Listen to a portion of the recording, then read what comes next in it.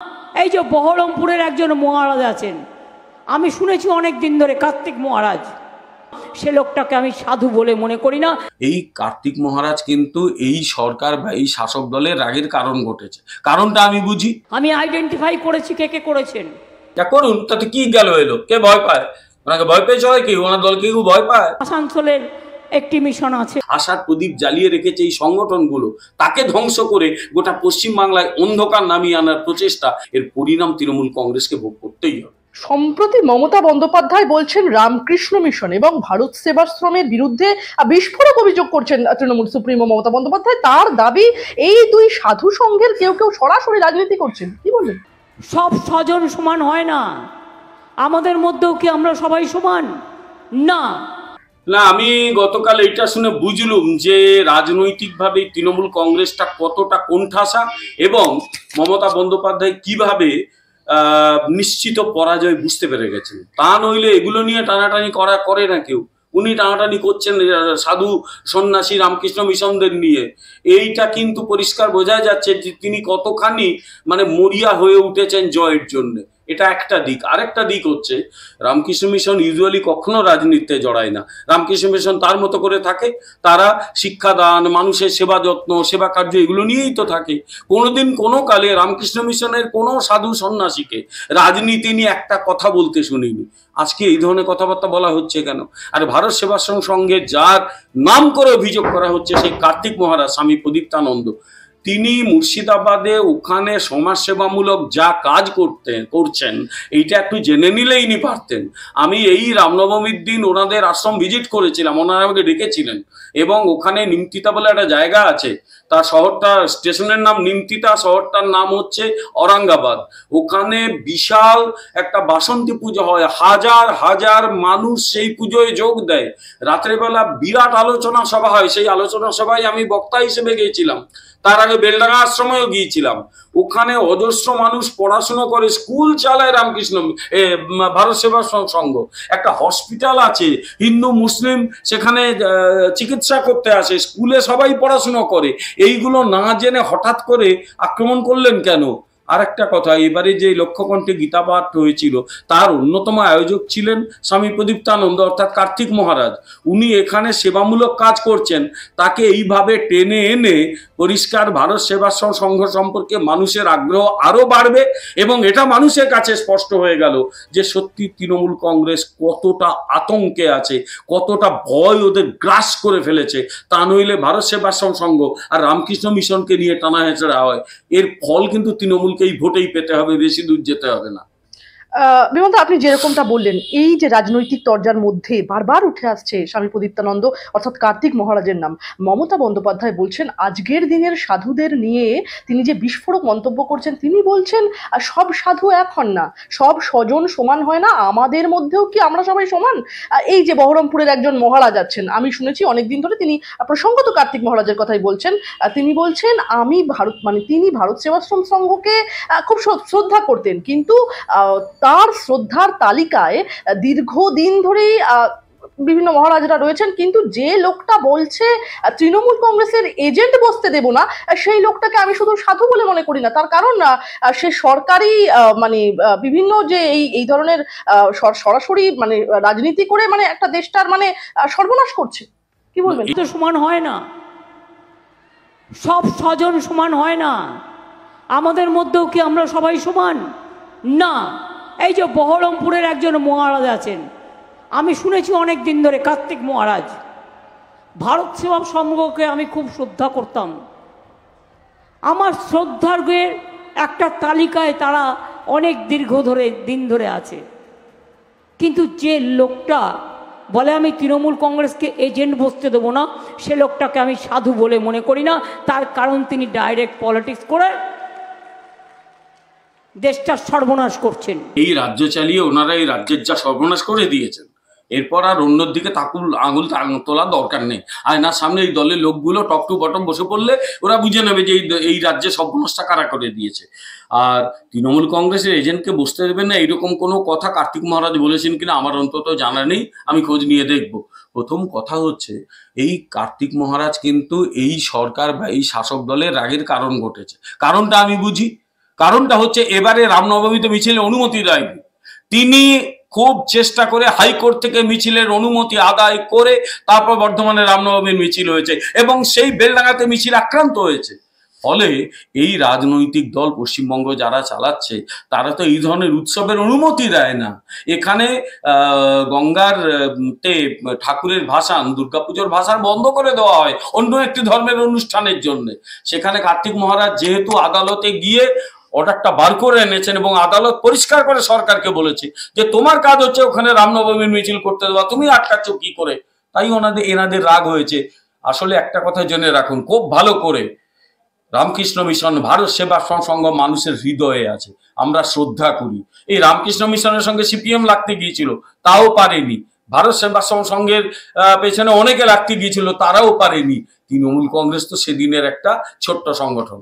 আর সবাই সমান নয়, আমরা বুঝি তো নিশ্চয়ই। এই একটা লাইন আমি স্বীকার করি যে সব দলে সব ভালো মানুষ থাকে না। আমাকে কেউ যদি মনে করে যে বিজেপিতে কি সবাই একদম গঙ্গা জলে ধোয়া তুলসী পাতা, নিশ্চয়ই সেটা আমি বলবো না, এটা অবাস্তব কথাবার্তা হবে। কিন্তু এটা মানুষ মনে করে এই পশ্চিমবঙ্গের যত খারাপ যত চোর তারা একটা দলে জড়ো হয়েছে, সেটাই পশ্চিমবঙ্গের শাসক দল তৃণমূল কংগ্রেস। এটা মনে রাখলেই ভালো হবে। তৃণমূল সুপ্রিমোর আরো সংযোজন, তিনি বলছেন কে কে এইসব করছে তিনি তাদের চিহ্নিত করে ফেলেছেন। আমি আইডেন্টিফাই করেছি কে কে করেছেন। যা করুন, তাতে কি গেল এলো? কে ভয় পায়? ওনাকে ভয় পেয়েছে হয় কি? ওনার দলকে কেউ ভয় পায়? অনেক তো ভয় দেখানো হয়েছে। 2021-এর 2রা মের পরে 60 জন বিজেপি কর্মী খুন হয়ে গেছে।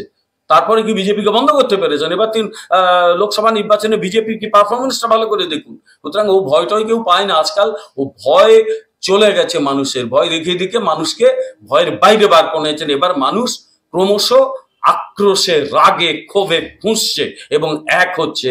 জনরোষ কাকে বলে, জনগণের শক্তি কাকে বলে এবার ভালো করেই তৃণমূল কংগ্রেস বুঝতে পারবে। ওই রুশোর একটা কথা আছে, কথাটা হচ্ছে ভক্স পপুলি ভক্স ডেই, মানে voice of the people is the voice of god. জনগণের কণ্ঠস্বর ঈশ্বরের কণ্ঠস্বর, সেই কণ্ঠস্বরের জোর কত এবার এই দলটা বুঝবে। মমতা বন্দ্যোপাধ্যায় বলছেন আসানসোলে একটি রামকৃষ্ণ মিশন আছে, দিল্লি থেকে সেখানে নাকি নির্দেশ আসে বিজেপিকে ভোট দেওয়ার জন্য বলা হয়। কেন সাধুরা এই কাজ করবেন? সবাই তো নয়, যেমন আমি শুনলাম আসানসোলের একটি মিশন আছে, একটা দুটো তো থাকবেই। দিল্লি থেকে নির্দেশ আসে, বলে বিজেপিকে ভোট দেওয়ার জন্য বলো। রামকৃষ্ণ মিশনে ওইরকম কোনো নির্দেশ আসে বলে আমার অন্তত জানা নেই। এবং আমি যত দূর জানি রামকৃষ্ণ মিশন কখনো কোনো অ্যাক্টিভ পলিটিক্সে জড়ায় না। তারা অ্যাবসলিউটলি সেবা কার্য করে, অসাধারণ স্কুল চালায়, অসাধারণ কলেজ চালায়। এই বাজারেও যেখানে শিক্ষা প্রতিষ্ঠানগুলো এরা ধ্বংস করে ফেলেছে, বামেরাও ধ্বংস করে দিয়ে গিয়েছিল, এরাও ধ্বংস করে ফেলেছে, সেখানে রামকৃষ্ণ মিশনের স্কুলে ভর্তির জন্যে মানে কারোর বাড়ির ছেলেরা যদি রামকৃষ্ণ মিশনে ভর্তির সুযোগ পায়, সেই বাড়িতে হয়তো আনন্দের বন্যা বয়ে যায়, কারণ তারা জানে সেই ছেলেটা মানুষ হয়ে যাবে। ফলে রামকৃষ্ণ মিশন এইভাবে চলছে। এই স্কুলগুলোকে, এই কলেজগুলোকে ধ্বংস করার কম চেষ্টা তো সিপিএম করেনি, সিপিএম ব্যর্থ হয়েছে। এই দলটা তো সেদিনের ছোট দল, এটা কিচ্ছু করতে পারবে না। রামকৃষ্ণ মিশন, ভারত সেবা সংঘ, আমি আবার বললাম মানুষের হৃদয়ে আছে। ওটাকে টানতে গেলে হৃদয়টাকে টেনে বার করতে হবে। মানুষের হৃদয় টেনে বার করা এত ক্ষমতাই তৃণমূল কংগ্রেসের হয়নি।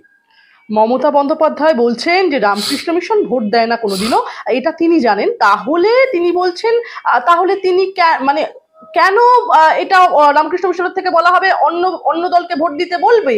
আর তিনি বলছেন এটা মনে রাখতে হবে স্বামী বিবেকানন্দের বাড়িটাই থাকতো না যদি আপনাদের এই মেয়েটা না থাকতো। ওদের কাছে একটা হোয়াটসঅ্যাপ আছে গ্রুপ, ওদের যারা মেম্বার হয় তাদের নাম যারা দীক্ষা নেয়, তাদেরকে আমি ভালোবাসতে পারি, আমি দীক্ষা নিতে পারি, কিন্তু রামকৃষ্ণ মিশন ভোট দেয় না কোনোদিনও, এটা আমি জানি। তার আমি অন্যকে কেন ভোট দিতে বলবো? কিন্তু মনে রাখবেন, স্বামী বিবেকানন্দের বাড়িটাই থাকতো না আপনাদের এই মেয়েটা যদি বেঁচে না থাকতো। না, স্বামী বিবেকানন্দের বাড়ি উদ্ধার করা হয়েছে, বহুদিন ধরে চেষ্টা চলছিল। আপনি যদি তার জন্য কন্ট্রিবিউশন রেখে থাকেন ভালো কথা, এটা তো একজন প্রশাসকের কাজ। তো তার জন্য কৃতিত্ব নেওয়ার কি আছে? তার জন্য কৃতিত্ব নিচ্ছেন নিন, তার জন্য ভারত সেবা সংঘ বা রামকৃষ্ণ মিশনকে এইভাবে অ্যাটাক করা হবে? অদ্ভুত কথাবার্তা।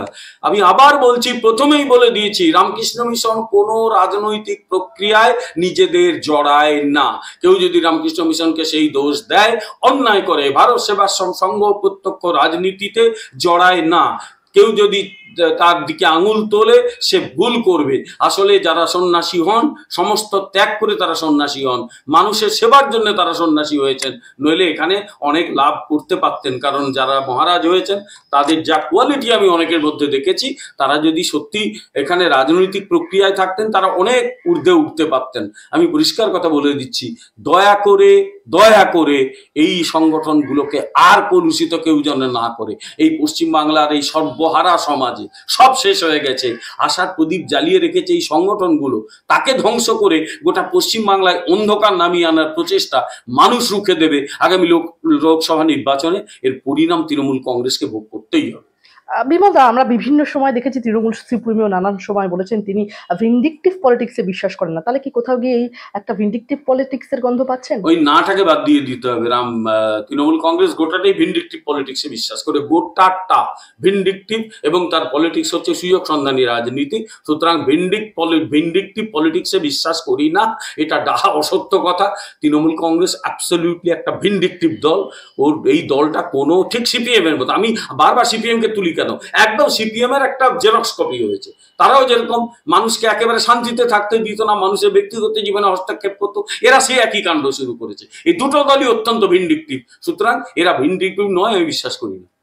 বঙ্গীয় ইমাম পরিষদের ইমামরা বিজ্ঞপ্তি দিয়ে বলছেন টিএমসি কে সমর্থনের কথা বলছেন একদম সরাসরি, সেক্ষেত্রে মুখ্যমন্ত্রীকে কিছু বলতে শোনা গেল না, তো কি বলবেন? আমার কথা, এর আগে মুর্শিদাবাদে ওখানকার একজন এমএলএ তিনি যে ধরনের ভাষা ব্যবহার করেছিলেন, তারা সেখানে বেশি, সুতরাং তাদের বিরোধিতা করলে কাউকে টুকরো টুকরো করে গঙ্গায় ভাসিয়ে দেবেন, এই ধরনের কথা বলার পর সেই লোকটি এখনো তৃণমূলের এমএলএ থাকে কি করে?